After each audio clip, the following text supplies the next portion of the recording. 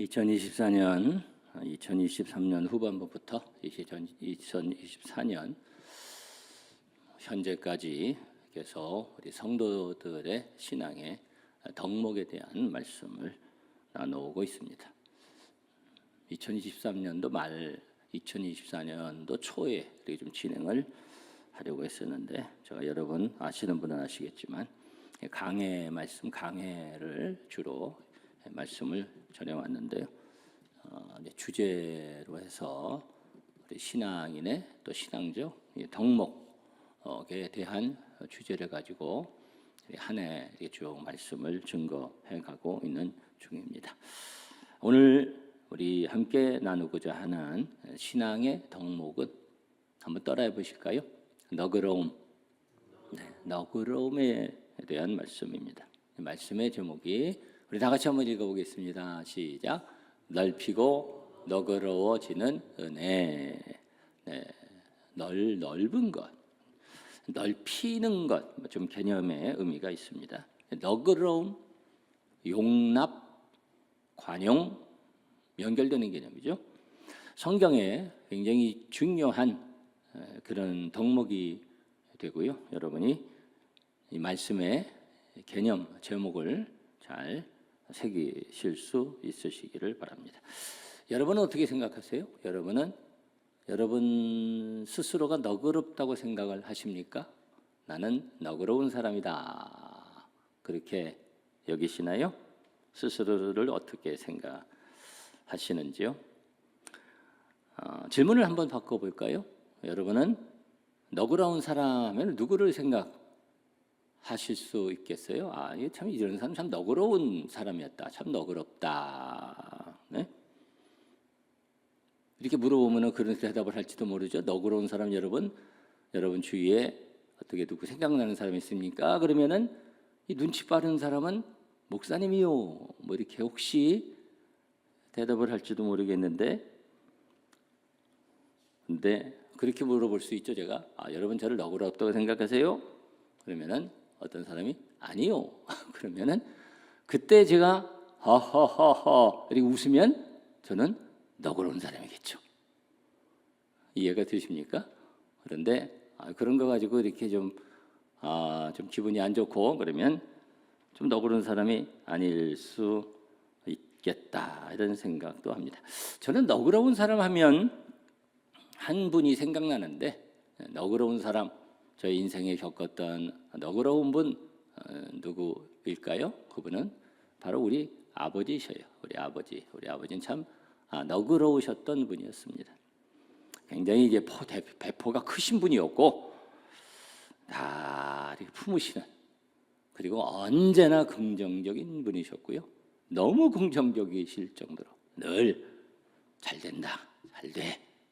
이게 입에 붙어서, 몸에서 그것이 붙어서 그렇게 살아가셨던, 부정적인 것은 찾아볼 수 없었던 아주 통이 크신 그런 분이셨는데, 저는 스스로를 그렇게 생각합니다. 나는 너그러운 사람일까? 저는 너그럽다고 생각을 합니다. 왜 그렇게 생각을 하냐면, 이것은 은혜를 받은 사람이잖아요. 제가 그래도 은혜 받은 사람이고, 말씀대로 늘 살려고 그래도 힘쓰니까 그러면서 그래 너그러워져야죠. 그게 당연한 거죠. 은혜 받고 말씀 안에서 살아간다고 하면서 그냥 속이 좁고 그러면 말이 안 되는 겁니다. 우리가 말씀 안에 살아가면 너그러운 사람이 돼야 되고요. 너그러운 사람이 되는 것이 당연하고요. 여러분, 그러한 너그러운 사람들 되시기를 축원합니다. 자, 오늘 말씀의 핵심이 제가 지금 이렇게 쭉 모두의 좀 정리해서 서론적으로 전한 이 말씀의 핵심이 사실은 다 들어갔다, 이렇게 생각할 수 있는데요. 다시 한번 여러분에게 물어보겠습니다. 잘 여러분 생각해 보시기 바랍니다. 어떤 면에서는 제일 중요한 질문일 수 있는데, 누가 제일 너그러울까요? 누가 제일 너그러우실까요? 누구? 바로 예수님, 하나님이 제일 너그러우십니다. 하나님이 제일 너그러우시죠. 당연히 하나님 제일 너그러우신 분이시고요. 너그러움의 속성은 하나님께 있고 하나님에게서 오는 것이고 그렇습니다. 하나님은 다 가지신 분이시죠. 뭐 그렇게 넓으실 수 없는 분이죠. 오늘 말씀의 제목이 넓히고 그랬습니다. 이 말씀의 제목에 의미가 있는데요. 하나님은, 예수님은 넓은 분이죠. 다 가지신 너그러우신 분이십니다. 그래서 오늘의 본문이 그 하나님의 너그러움에 대해서 말씀을 하고 있죠. 오늘 본문 말씀 몇 번 봐야 될지도 모르는데 오늘 본문 말씀 다시 한번 보실까요? 악인은 그의 길을 불의한 자는 그의 생각을 버리고 여호와께로 돌아오라. 그리하면 그가 어떻게 여기신다고요? 긍휼히 여기시리라. 마음이 따뜻하신 사랑이 한없으신 우리 하나님, 그 하나님께서 그렇게 말씀하시는 거죠. 야, 너희들 돌아와라. 우리 하나님 긍휼히 여기시리라. 우리 하나님께로 돌아오라. 그가 어떻게 하신다고요? 너그럽게 용서하시리라. 예수님께서 말씀하셨잖아요. 이른모레 7번씩 용서하라고. 완전수를 말하는 거거든요. 계속 용서하고 너그럽게 용서하시리라. 우리 하나님께서 그렇게 말씀하십니다.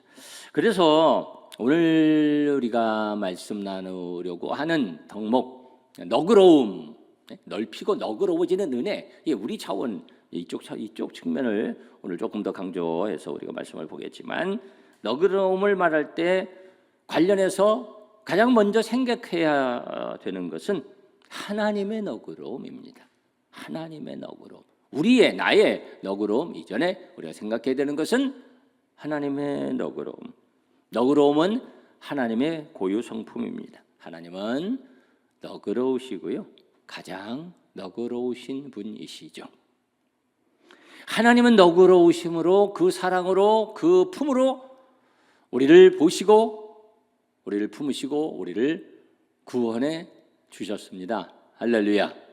그 너그러우신 은혜로 우리를 구원하셨죠. 우리를 돌아보지 아니하실 수도 있지만 죄악 가운데 빠져있는 우리의 힘으로 구원받을 수 없는 우리 하나님께서 우리를 너그럽게 용서하시고 우리를 예수 그리스도의 보혈의 은혜로 구원하여 주시고, 그래서 이 죽음의 병에서 구원받은 히스기야 왕이 고백을 하는데 이런 고백을 하는 거예요. 내 모든 죄를 주의 등 뒤에 던지셨나이다. 그런 고백을 하는데 우리 하나님께서 예수님의 십자가 보혈의 은혜를 통해 그 보혈 보시고 우리의 죄를 다 등 뒤에 던지시고 다 없다 하시고 우리를 품으시고 하나님의 자녀 삼으신 줄 믿습니다. 너무 큰 하나님의 사랑이죠. 너그러우신 은혜죠. 우리가 그 너그러우신 은혜로 구원을 받았고요, 그리고 우리는 계속 그 하나님의 너그러우신 그 은혜 속에서 살죠. 우리 하나님께서 우리를 계속 그 너그러우심으로 대하십니다. 그래서 우리는 하나님의 은혜를 받았지만 계속 죄인이죠. 계속 연약하죠. 계속 넘어지기 쉽고요, 그런 안타까움 속에서 우리가 살고 있습니다. 그래서 시편 기자가 이런 고백을 해요. 시편 130편 3절에 보면 여호와여 주께서 죄악을 지켜보실진대 주여 누가 서리이까. 죄악 가운데 있는 연약한 자신의 모습을 처절하게 고백을 하는 거예요. 바울사도 같은 예수님 만나고 놀라운 하나님의 은혜와 능력을 체험한 사람도 그가 죄 속에서 고민하죠. 힘들어하죠. 그러면서 오호라 곤고한 사람이로다. 누가 나를 이 사망의 몸에서 건져내랴. 내 속에서 두 법이 싸워서 그런데 안 좋은 쪽으로 자꾸 내가 끌려가는구나. 이런 고백을 합니다. 우리가 그런 연약함 속에 있죠. 그러나 우리 하나님께서는 그 너그러우신 은혜로, 십자가 보혈의 은혜로 우리를 구원하셔서 하나님의 자녀라고 인정하셨고 또 우리를 생명록에 기록하시고 그 큰 품으로 우리를 품으셔서, 그래서 우리가 그 은혜 가운데 사는 줄 믿습니다. 그래서 또 보혈의지에서 주님 앞에 나아가고 우리가 뭐 계속 죄를 뭐 지어도 된다 이런 얘기가 아니잖아요. 우리 연약함을 고백하고 우리 주님 앞에 나아가면 우리 하나님께서는 그 큰 사랑의 품으로 품어주시고 너그럽게 용서하시는 은혜가 있는 줄 믿습니다. 그래서 오늘 본 말씀이 그 말씀이잖아요. 본 말씀 다시 한번 보실까요? 우리 다시 한번 한 목소리로 읽어보겠습니다. 시작. 악인은 그의 길을 불의한 자는 그의 생각을 버리고 여호와께로 돌아오라. 그리하면 그가 긍휼히 여기시리라. 우리 하나님께로 돌아오라. 그가 너그럽게 용서하시리라. 아멘. 저런 사람도 용서를 받을 수 있어요? 저런 사람이 어떻게 회개하고 어떻게 저런 사람이 교회를 다니고 저런 사람이 우리가 함부로 그렇게 말할 수 없고요. 그런 정죄는 우리의 몫이 아니고요. 우리 하나님은 큰 사랑, 다함이 없는 사랑으로 너그럽게 용서하시는 하나님이고요. 우리는 그 하나님의 은혜 가운데 사는 줄 믿습니다. 그것이 은혜죠. 그 놀라운 은혜에 힘입어 우리가 살아가고 있습니다. 여러분, 그 은혜를 더 깊이 하시기를 바라고 그 은혜를 더 깊이 느끼시기를 바라고 감사함으로만 살아가는 우리 성도들 되시기를 축원합니다. 자, 그 다음에 우리가 생각해야 될 것이 우리의 너그러움입니다. 하나님이 너그러우시고 그 하나님의 놀라운 그 너그러움의 은혜 속에서 우리가 살고요. 이제는 우리가 너그러워야죠. 너그러운 우리가 돼야 합니다. 우리 하나님의 그 너그러운 은혜를 체험해서 그 안에 살아가는 우리들은 당연히 너그럽게 살아가야 되고요. 예수님께서 그런 비유의 말씀을 주셨죠. 어떤 사람이 왕에게 10,000달란트 엄청난 빚을 졌는데 막 사정을 하니까 다 해결해 줬어요.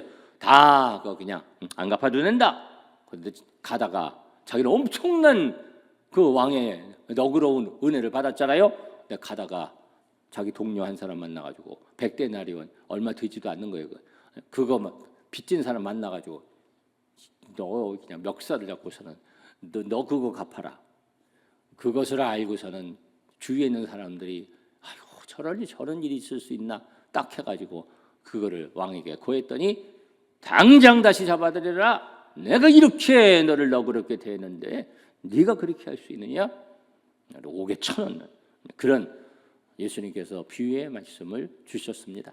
우리는 큰 하나님의 너그러우심의 은혜 가운데 있습니다. 우리는 서로 너그럽게 대하는 것이 당연한 줄 믿습니다. 좁아서는 안 되고요. 까다로우면 안 되고요. 우리 하나님의 큰 은혜 그 사랑을 우리가 체험하면서 우리가 그 안에서 너그러운 사람이 되어야 합니다. 그런데 여기엔 우리가 너그럽다 이렇게 얘기하는데 제가 이제 처음에 그런 질문을 드렸잖아요. 너그러우세요? 이런 질문을 드렸는데 나는 너그러운가? 근데 너그럽다는 것은 말이죠. 타고난 면이 분명히 있습니다. 사람이 이렇게 통이 큰 사람이 있잖아요. 사람들 보면은 좀 너그러운 사람이 있고 배포가 큰 사람이 있고 털툭 이렇게 털어버리는 사람이 있고 어떤 사람은 그냥 자라가지고 그냥 조금만 하면 그냥 못 받아들이고 그냥 까다롭고 까탈스럽고 뭐 그런 사람이 있습니다. 그래서 이 좁은 사람은 이게 너그러운 게 잘 안 되잖아요. 예? 잘 안 돼요. 성격 교육이 잘 안 돼요. 타고난 게 그게 잘 안 되는 거예요. 자, 그래서 야 이게 타고난 면이 참 크다 이런 생각을 하게 되는데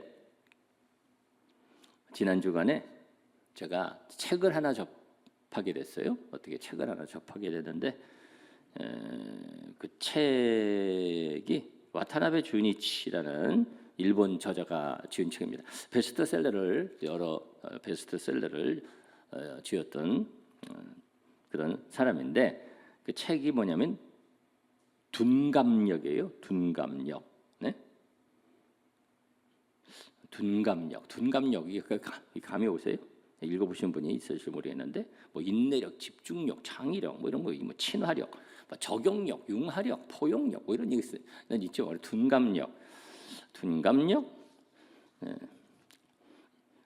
일본 책 이름은 인공지능한테 물어봤어요. 또 그랬더니 돈간료쿠라고 하더라고요. 네, 둔감력인데 그래서 이게 내용이 많은 책은 아닙니다. 그래서 이렇게 좀 보고 저쪽 이렇게 훑어서 이렇게 쭉 이렇게 봤는데 좀 느낌은 오시죠? 둔감하다, 둔감한 힘, 둔감력이 좋은 거다 그런 얘기를 하는 겁니다. 둔감해야 그래야 건강하고 둔감해야 오래 산다.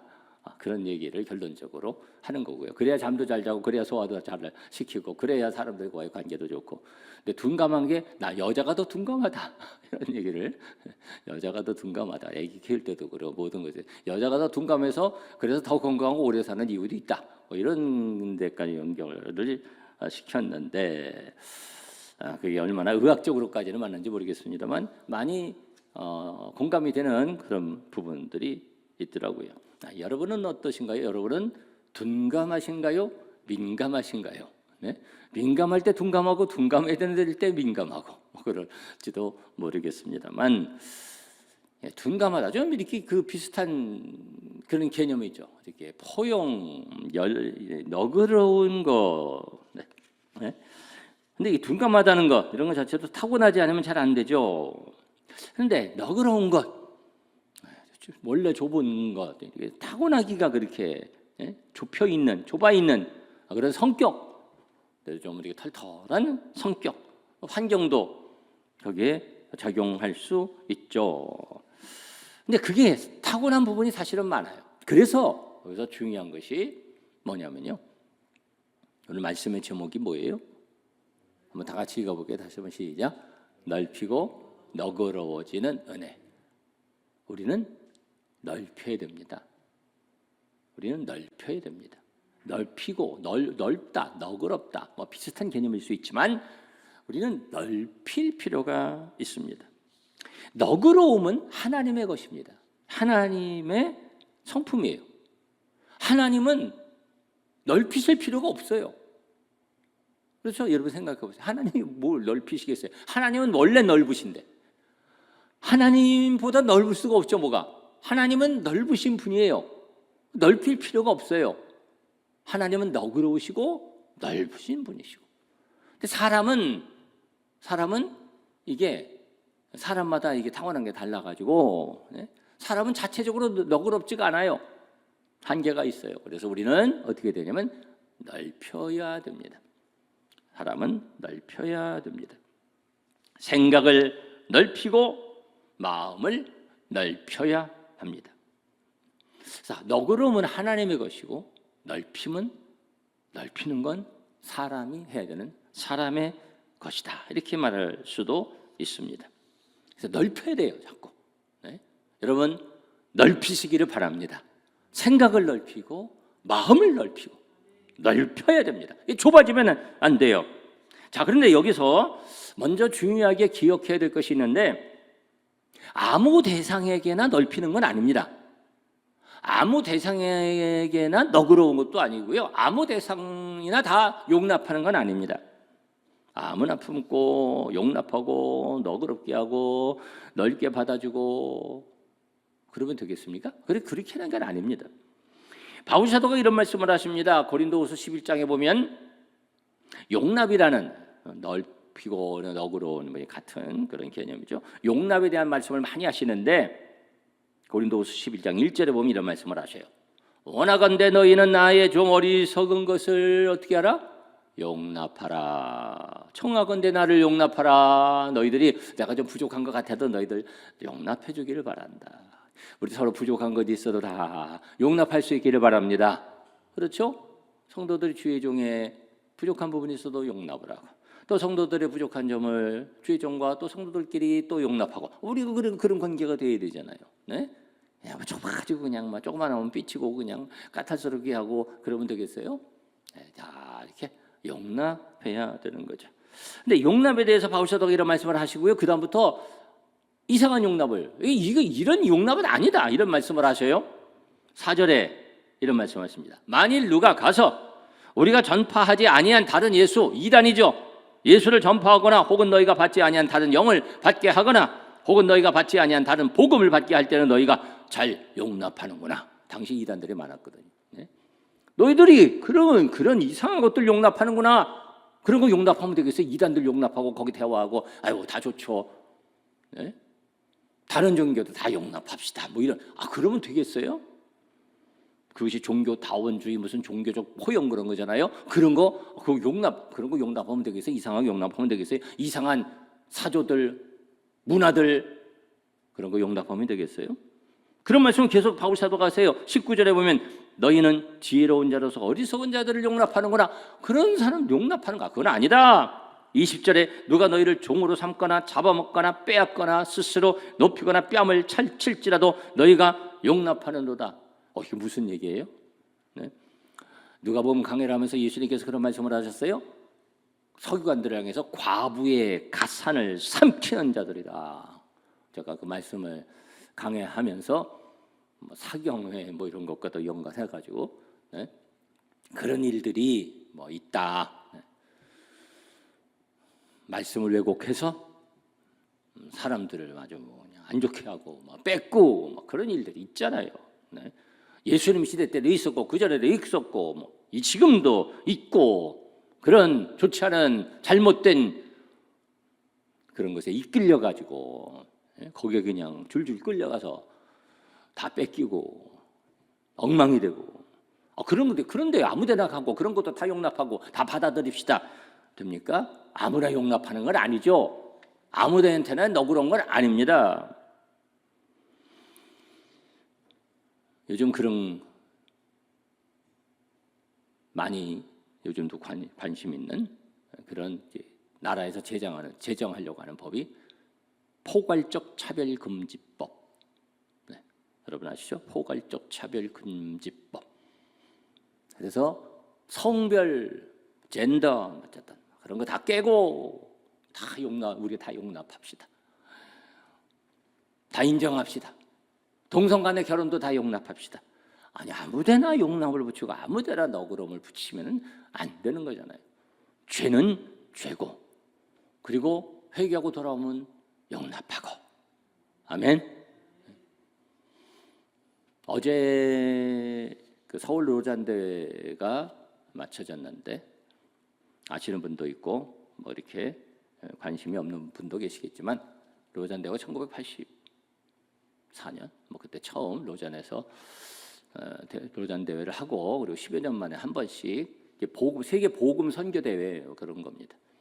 그래서 좀 자유진영 쪽에서 하는 대회가 있고요. 어쨌든 또 제가 많은 얘기를 지금 할 시간이 안 돼서 이런 로잔 대회가 이제 복음적 선교 대회 세계에 모여서 이렇게 그런 대회를 하는데 거기 굉장히 의미가 있죠. 그런데 그런 모임에 대해서 상당히 주의 깊게 이렇게 보는 그런 시각도 있습니다. 신학도 정리하고요. 여기서 세상 속에서 교회가 나아가야 할 방향, 선교적 방향 이런 것도 정하고.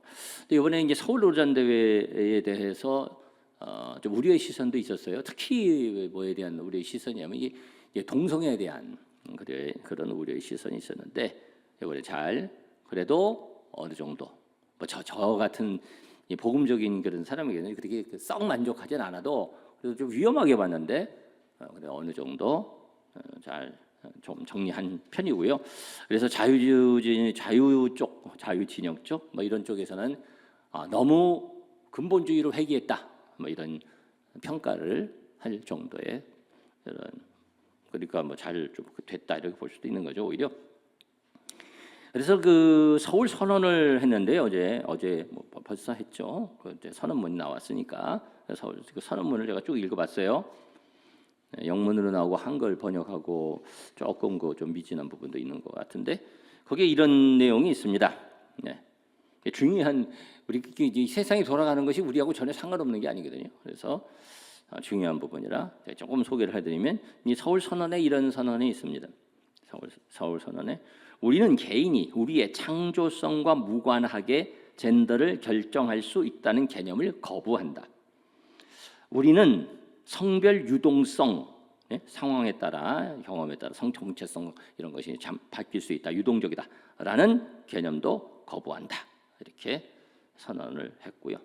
또 머리가 쭉 많이 그래서 그 동성애 이런 그런 데에 대한 선언이 너무 많았다 이런 비판도 일각에서는 복음주의 반대쪽 이쪽에서는 비판을 하는 부분도 있는데요. 또 이렇게 이제 선언을 했어요. 동성 간의 성관계에 대한 성경의 모든 언급은 하나님께서 그러한 행위를 성에 대한 자신의 의도를 위반하고 창조주의 선한 설계를 왜곡하는 것으로 간주하므로 그것이 죄악이라는 피할 수 없는 결론에 이르게 한다. 상당히 완곡어법을 썼죠. 그건 죄다. 이렇게 피할 수 없는 결론에 이르게 한다. 이렇게 썼는데 어쨌든 죄다. 이 얘기를 한 거고. 우리는 하나님의 설계에 따라 결혼이 평생 한 남자 한 여자 사이에 독특하고 배타적인 언약 관계임을 확언한다. 우리는 동성 파트너십을 성경적으로 유효한 결혼으로 정의하려는 교회 내 모든 시도를 애통해 한다. 이런 등등의 그런 노전 서울 선언을 했습니다. 그래도 잘한 편이죠. 그러면서도 아주 조심스럽게 그래도 그런 사람을 사랑해야 되고 품어야 되고요. 이런 것도 넣었어요. 아니 다 회개하고 돌아오면 이런 거죠. 죄는 죄고 그런 거죠. 다 너그러운 게 아니죠. 예? 다 너그러고 다 사랑하고 다 품고 다 넓혀서 다 받아들이고 우리 신앙은 어디 있어요?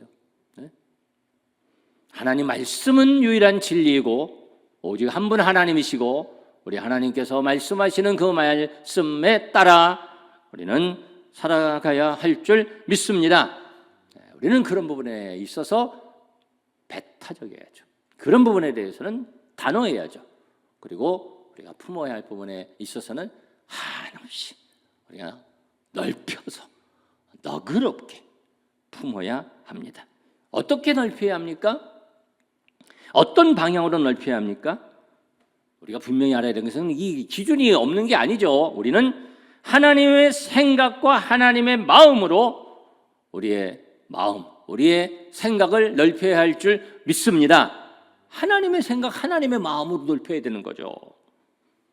고린도후서 6장 13절에 이렇게 말씀하고 있어요. 내가 자녀에게 말하듯 하노니 보답하는 것으로 너희도 어떻게 마음을 넓혀라.